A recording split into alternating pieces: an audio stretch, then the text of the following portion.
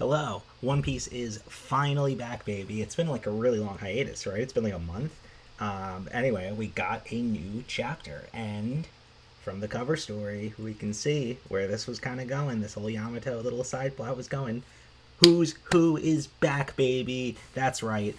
I'm full Wano pilled again. We're back. We're back in it. I'm Wano cucked. Wano cucked. Anyway, I think finally we'll get answers to all of the things they were setting, weird things they were setting up with Who's Who in Wano that they literally just abandoned. Maybe this is when they'll get the resolution. I do like the idea that Oda is doing like, oh, all these plot threads I set up and abandoned in Wano, let's do like cover stories to address them. I think that's the best way he could have repaired his mess. But yeah, overall,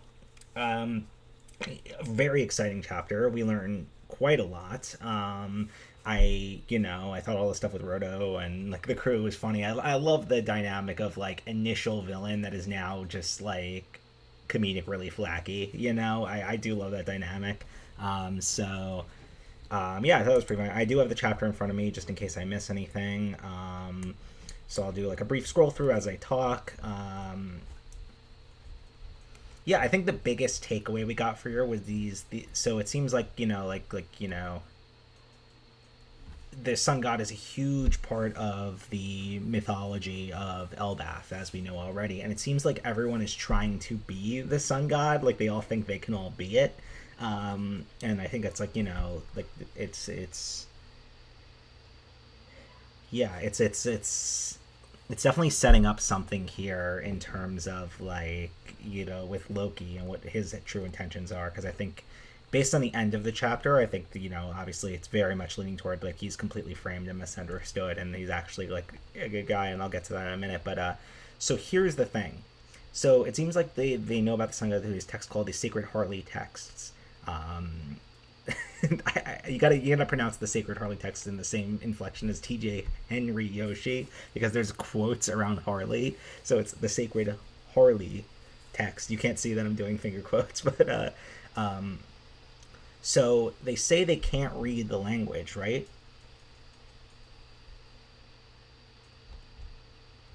I'm trying to find that again.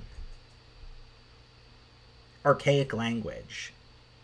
It's got to be the poneglyph language, right? Like, and Robin's gonna be able to read it. I think that's the kind of what while she's at the library with Saul, that's kind of what they're building toward there, right? I think so. But they're saying that the world has already been destroyed twice before, and that Sun God Nika is invoked after each instant, which is very interesting because it means this whole cycle is this. It's I think it's starting to hint at the implication that this whole cycle we're like on a loop of the world history, and it seems like maybe like all the events with Joy Boy and Luffy and everything were, or I mean Joy Boy and his crew and everything were like the second loop of this, and Luffy and his crew are the third loop.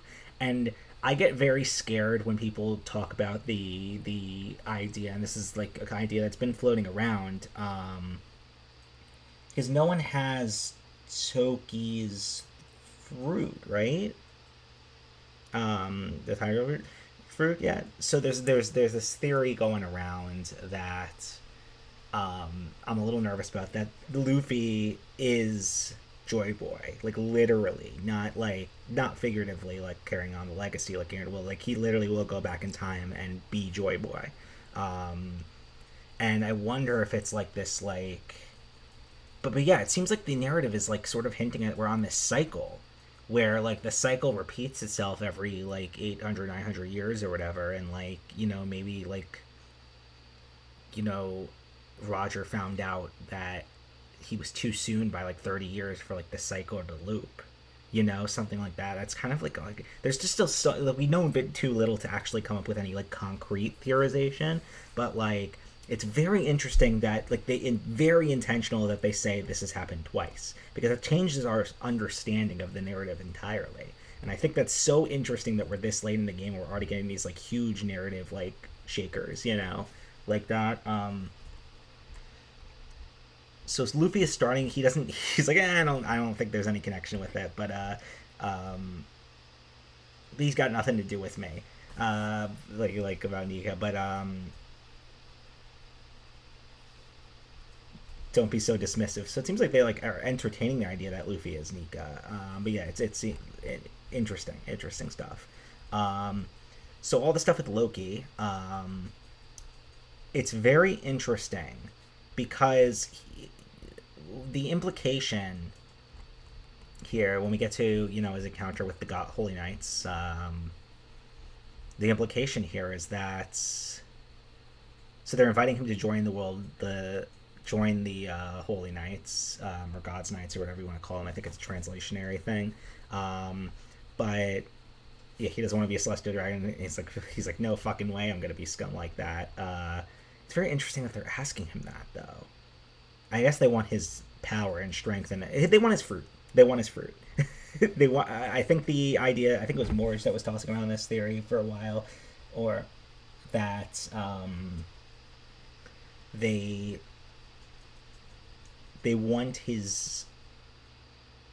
That's probably what happened. Is they wanted his fruit, and they were the one. Maybe they framed him for killing King Harold, or they or they were working with Harold and he killed him because of that. We don't know if they will do, but it seems they're very much leaning like that Loki is a misguided but ultimately good figure, because he's like they asked him to join the Holy Knights, and the new person who I'll talk about in a second like strangles one of his pets or whatever, these animal gaggle that he has in the quote unquote underworld. But yeah, it's like an inverse Luffy, where it's almost like, and I feel like that's a lot of what they're doing with Loki, where he is an inverse Luffy, especially with like the sun god motif, where it's like he's like, I will abandon my friends in order to stick to my ideals. You know what I mean? He he essentially is saying like I'm not going to become a holy knight, I'm not going to become a celestial dragon. I will let my friend die before that happens. Instead, he'll use the rage from it to reduce the world throw. So it's like an inverse Luffy, almost. And I feel like I really like that parallel, but I ultimately think, it's one of those narrative beats where they can learn from each other. Where, like, Loki will learn how to be a better person and value, like, opinions from Luffy, and Luffy will learn how to be a little bit more firm and furious, So, like, I feel like there's a lot that can be learned there.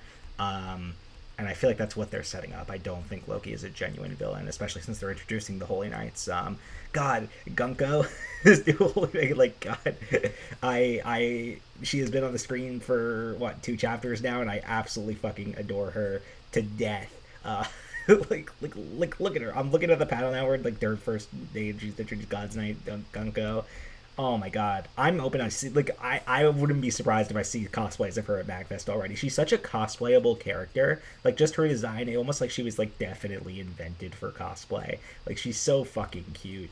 And of course we got Nigga Shanks here too, and it's like, but what is really interesting here is that Loki does not. See, he doesn't seem to say anything about his appearance. Maybe he's still hooded enough where Loki can't see it. But I feel like Loki would be like, if he hasn't seen this person before. So I think the implication is that he has. But the person he was talking to on the Dendam Mushi, he hadn't seen before.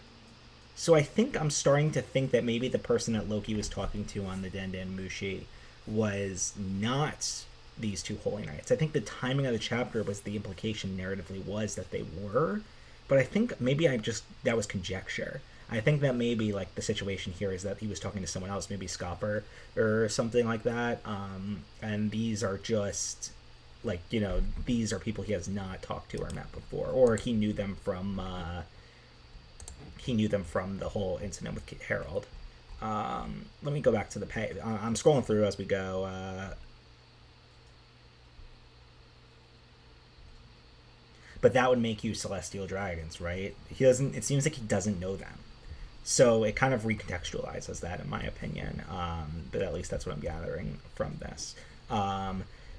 Incredibly exciting chapter. They just drop like these one-liners like throughout that like just recontextualize so much. And of course we're getting who's who back, who's who. Let's go. Yeah. So overall, another fire chapter. So much love here. Probably a lot I'm missing just because I've only read it fully once and just skimming through it now. But yeah, I I would say that's about it. I'm very excited. Seems like we're not getting a break next week, so I will be reading, if it comes out, if it drops and they don't have a break next week, I'll be reading a chapter and recording my thoughts live from MagFest. So that's exciting. Yeah, I remember reading the chapter on the line to pick up my badge at MagFest. I read the chapter where last year where Kuma punches Jay Garcia straight in the face, and is one of the best moments. And I read that on Line MagFest, and I will always remember that. So maybe we'll get something like that here. But yeah, incredibly exciting chapter. See you guys soon.